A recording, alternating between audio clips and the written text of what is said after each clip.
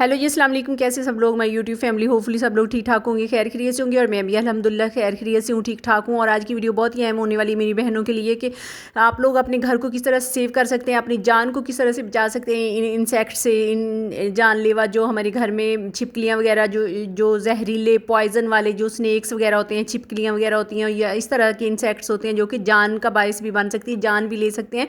उनसे किस तरह से हम छुटकारा हासिल करें, किस तरह से हम उनको अपने घर में आने से रोकें। या आ जाते हैं हमारे घर में बहुत सारे ऐसे इंसेक्ट्स होते हैं जो कि हम फल वगैरह सब्जियां वगैरह लेके आते हैं ना, तो उनके अंदर ही आ जाते हैं। तो वो बच्चे जब खा लेते हैं ना, तो बच्चे मर भी सकते हैं, अल्लाह ना करे ना करे। तो हमारे जानने वाले हमारे अपने ही थे जिनके 2 ही बच्चे थे ना, तो इस तरह के फ्रूट्स वगैरह जो जहरीले घर में आ गए, पता ही नहीं चला, तो बच्चों ने खा लिया, तो बच्चों की जान चली गई। 2 ही बच्चे थे, एक बेटी थी और एक बेटा था, दोनों ही अल्लाह ताला के पास चले गए। अल्लाह ना करे इस तरह का हादसा किसी के साथ भी पेश आए। तो मैं आज आगे वीडियो में आप लोगों को फुल डिटेल के साथ बताऊंगी कि उन बच्चों के साथ क्या हुआ, क्या ऐसा उन्होंने खा लिया था बच्चों ने। और उनकी मैं पिक भी आप लोगों के साथ शेयर करूंगी कि वो अब दोनों बच्चे जो है ना, वो 2 घंटे के अंदर अंदर ही अल्लाह को प्यारे हो गए। तो यहाँ पे देख लेते हैं अपनी फर्स्ट टिप को। फर्स्ट टिप में मैं एक सोल्यूशन तैयार करने लगी हूँ, जिसमें मैंने साबन का जो पाउडर होता है ना, बर्तन वाश करने वाली साबन का पाउडर, वो मैंने लिया 2 चम्मच। इसमें मैंने आटा शामिल कर लिया, जो नॉर्मल हमारे घर में ना होता है आटा, जो हम गूंदते हैं, रोटियाँ बनाते हैं, वो मैंने 2 चम्मच ले लिया। और नींबू जो गले सड़े होते हैं ना, फ्रिज में पड़े हुए होते हैं, बेकार हो जाते हैं, तो वो मैंने यहाँ पे एक अच्छी तरह से निचोड़ लिया। उसका अंदर वाला जो गूदा वगैरह होता है ना, बीज वगैरह सब कुछ मैंने इसके अंदर ही डाल लिया है। तो इसको हम अभी अच्छी तरह से मिक्स कर लेंगे। और मिक्स करने के बाद जब ये इस तरह से हो जाएगा ना, तो इसके अंदर थोड़ा सा हम पानी भी ऐड कर देंगे, ताकि अच्छा सा एक ये जो है लोशन की तरह बन जाए।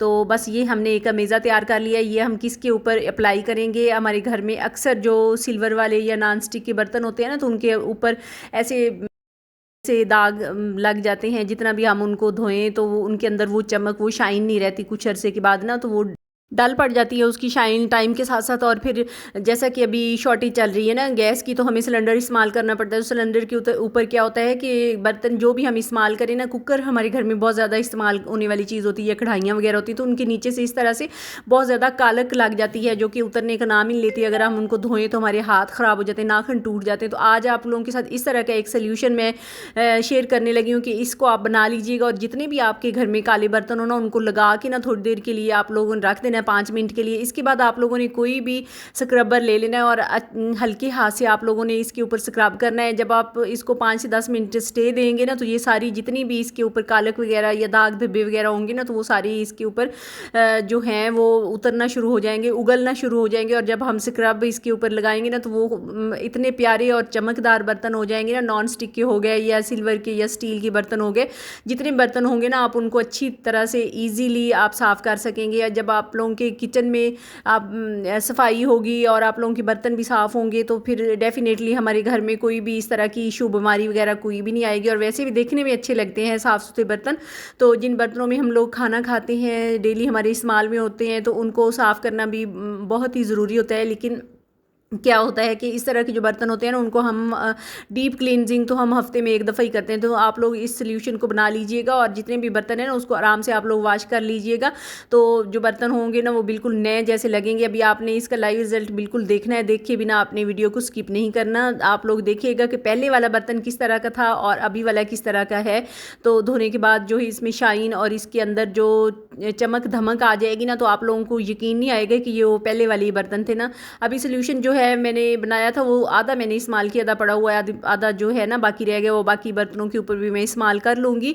लेकिन आप लोगों को मैंने दिखाने के लिए सिर्फ यही जो एक इसका ढकना वगैरह मैंने किया है, साफ़ किया है। तो इसको भी आप लोग देख सकते हैं कि इसके अंदर वाज़ेह फ़र्क आया, इतनी अच्छी इसके अंदर शाइन चमक वगैरह आ गई है कि आप लोग आफ्टर बिफोर आप लोग खुद देख सकते हैं। पहले किस तरह का काला और भद्दा बर्तन था, अब किस तरह से शाइन कर रहा है, बिल्कुल न्यू लग रहा है। और वैसे भी सफाई निसफ़ ईमान है। जब हमारे बर्तन साफ़ सुथरे होंगे और उसमें जर्म्स वगैरह नहीं होंगे ना, तो हमारी सेहत भी बहाल रहेगी और हमारा किचन भी साफ़ सुथरा रहेगा। बस इस टिप को ज़रूर आजमाइएगा और मुझे अपना फीडबैक ज़रूर दीजिएगा। मैंने आप लोगों से जिक्र किया था कि छोटे छोटे नन्हे बच्चे जो है ना, वो जहरीला फ्रूट खा के ना, तो दोनों ही अल्लाह ताला के पास जा चुके हैं। 2 ही बच्चे थे, एक बेटी थी एक बेटा था। इस तरह से जब भी हमारे घर में फ्रूट आए ना, तो बताने का मकसद यही होता है कि ये इसके अंदर घास फूस होता है, उसके अंदर कभी कभार क्या होता है छिपकलियाँ आ जाती हैं जो अपना जहर जो होता है ना फ्रूट के ऊपर फेंक जाती हैं। तो कभी भी खुदारा अपने बच्चों को इस तरह बिना धोए हुए फ्रूट ना दीजिएगा। जिस तरह से ये मासूम बच्चे इस दुनिया से जा चुके हैं, 2 ही बच्चे थे, एक बेटी थी एक बेटा था, और दोनों ने ही इस तरह से धोए बिना फ्रूट खा लिया था ना,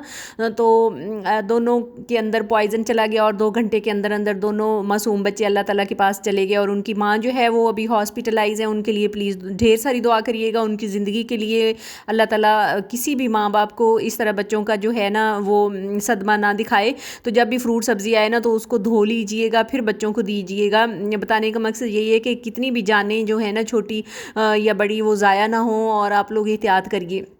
बढ़ते नेक्स्ट टिप की तरफ। नेक्स्ट टिप मेरी इस तरह से, जो हमारे घर में ग्रेटर होते हैं ना वो काफ़ी अरसे के बाद इस्तेमाल करते करते तो उनके जो दंदे होते हैं ना घस जाते हैं। आपने कोई भी मिट्टी का बर्तन ले लेना और इस तरह से इसके ऊपर घिसा लेना है। जैसे जैसे ये घिसेगा ना तो इसकी जो शार्पनेस है ना वो होती जाएगी, और आप लोगों का जो ग्रेटर है वो इतना अच्छा काम करेगा ना, इसके जो ऊपर लगे हुए होते हैं ना ब्रीक से कुंडे वो इतने तेज़ हो जाएंगे, कोई भी चीज़ आप आराम से काट लीजिएगा। अगली टिप आप लोगों के साथ मैं शेयर करने लगी हूँ कि इस तरह से प्याज को आपने एक को ले लेना है और उसको ग्रेट कर लेना, और उसका जो पानी है ना उसके अंदर आपने कोई भी कपड़ा भिगो लेना है, और भिगो के उसका पोंछा जब लगाएंगे ना, आगे मैं आप लोगों के साथ वीडियो में शेयर करूंगी कि इससे इतनी अच्छी आप लोगों की सफाई होगी ना।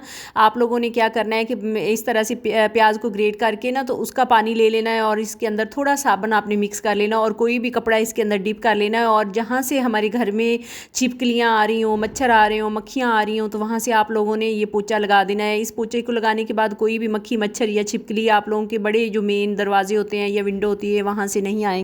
जो प्याज वाला पानी होता है ना ये बड़ा ही इफेक्टिव होता है। ये ख़ास तौर पर स्नेक्स वगैरह जहाँ आने का ख़तरा हो, दरवाज़ों के नीचे से या गटर खुले रह जाते हैं वहाँ स्नेक्स वगैरह भी आ जाते हैं। तो अगर आप लोग प्याज वैसे भी स्प्रिंकल कर देते हैं तो बड़ी हद तक आप लोग बच सकते हैं इस वगैरह जो जहरीले होते हैं उनसे। तो नेक्स्ट टिप आप लोगों के साथ शेयर करने लगी। नेक्स्ट टिप इस तरह से मेरी प्याज को लेकर है। प्याज जैसे ही हमारे घर में आते हैं ना तो हम उनको धो के तो स्टोर नहीं कर सकते ना, लेकिन हमने क्या करना है कि उनको अच्छी तरह से हमने साफ़ कर लेना। ऊपर वाला जो इसका छिलका होता है ना वही जो होता है ना, इससे ही फंगस वगैरह लग जाती है तो गल सड़ जाते हैं प्याज। आधे प्याज जो होते हैं ना वो ख़राब हो जाते हैं और हमें फेंकने पड़ते हैं, नरम हो जाते हैं, तो कीड़ा उनके अंदर फफूंदी वगैरह लग जाती है। आपने क्या करना है, कोई भी कागज़ ले लेना है या आपने कोई भी अखबार का पीस और जो भी बास्केट वगैरह है या टोकरी है या इस तरह से, जैसे मेरे पास स्टील की है ना, तो इसके ऊपर आपने रैप कर देना है। तो अखबार या कागज़ लगाने का मकसद यही होता है कि जितनी भी नमी होती है ना प्याज के अंदर या लहसुन के अंदर तो वो ये अपने अंदर अब्जॉर्व कर लेते हैं। प्याज वगैरह आप लोगों के ख़राब नहीं होते। जब साफ़ सुथरा प्याज होगा ना तो इस तरह से आप लोगों ने इसको तरतीब लगा देना टोकरी के अंदर, एक के साथ दूसरे को ऊपर ऊपर नहीं रखना बल्कि इस तरह से रखना है ताकि हवा वगैरह भी अंदर से इसकी क्रॉसिंग होती रहे और ये जो हमारे प्याज वगैरह होते हैं ना ख़राब हो जाते हैं, हमारी मनी वेस्ट हो जाती है,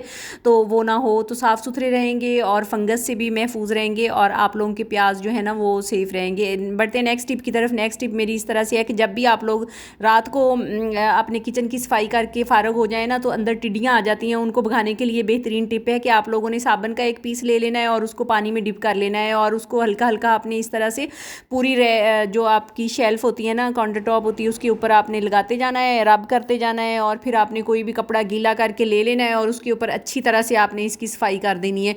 अच्छी तरह से जब इसके ऊपर पोंछा लगाएंगे ना तो कोई भी टिड्डी वगैरह या कीड़ा वगैरह आप लोगों के किचन में नहीं आएगा। सुबह जब आप आएंगे किचन में तो किचन आप लोगों का साफ़ सुथरा रहेगा, किसी भी कीड़े मकोड़े से महफूज रहेगा। बर्तनों के अंदर चले जाते हैं और चूल्हे वाले एरिए पे तो चले ही जाते हैं, तो क्या होता है कि सुबह हमें इतना ज़्यादा सारा टाइम लग जाता है सफाई करते हुए। तो आप लोगों ने अगर इस टिप को आजमाया ना तो आपका किचन जो है ना सुबह भी साफ़ सुथरा रहेगा, नीट क्लीन रहेगा, कोई भी टिड्डी कोई कीड़ा वगैरह कोई भी नहीं आएगा और साफ़ सुथरा रहेगा और जर्म्स वगैरह भी किचन में नहीं आएंगे। होपफुली आप लोगों को आज की वीडियो अच्छी लगी होगी।